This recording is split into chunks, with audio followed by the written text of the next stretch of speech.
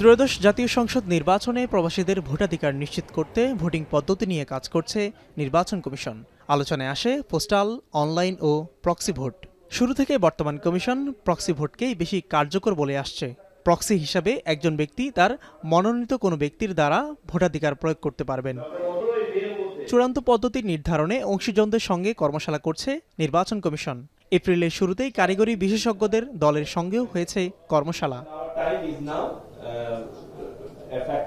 এবার প্রবাসী voting system উন্নয়নে বিএনপি, জামাত, এনসিপি সহ 20টির বেশি রাজনৈতিক দলের সঙ্গে মতবিনিময় করছে ইসি। মঙ্গলবার নির্বাচন ভবন অডিটোরিয়ামে সেমিনারে প্রধান নির্বাচন কমিশনার এএমএম নাসির উদ্দিন জানান, এবার সীমিত পরিসরে হলেও প্রবাসী ভোটারদের ভোটের আওতায় আনার কথা ভাবা হচ্ছে। এজন্য রাজনৈতিক দলগুলো সহ সব অংশীজনদের সমর্থন চায় কমিশন। যদি সমর্থন না দেন, আমাদের যত এক্সারসাইজ আছে it will all end in futility. All exercises will end in futility যদি আমরা রাজনৈতিক দলের সমর্থন না পাই।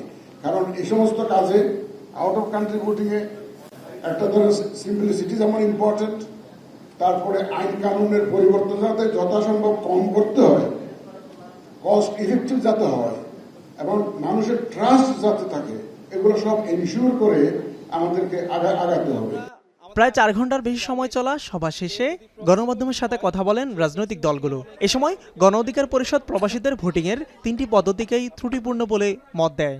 এনসিপিও জানায় প্রক্সি ভোটে সমস্যা রয়েছে, অনলাইন এবং পোস্টাল ভোটকে তারা এগিয়ে রাখছে।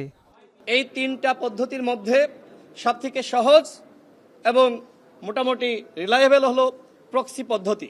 আমাদের আশঙ্কার কথা জানিয়েছি যে যদি প্রক্সি ভোটিং হয়, সেই প্রক্সি ভোটিংয়ের অনেকগুলা ড্রব্যাক আছে, অনেকগুলা ক্ষেত্র আছে যেই জায়গাগুলা রিস্কি হতে পারে আমাদের ডেমোক্রেটিক প্রসেসের জন্য। এদিকে 3টি পদ্ধতি নিয়েই আরও গবেষণার প্রয়োজন আছে বলে মনে করে বাংলাদেশ জামায়াত ইসলামী। তবে দলগতভাবে নিজেদের মতামত দেওয়ার কথা জানিয়েছে বিএনপি। মতের প্রতিফলন নাও হইতে পারে প্রক্সি ভোটে, কারণ এক্স যাকে নমিনেশন দিল ওয়াইকে, ওয়াই তার এক্স এর পছন্দ মোতাবেক ভোট নাও দিতে পারে।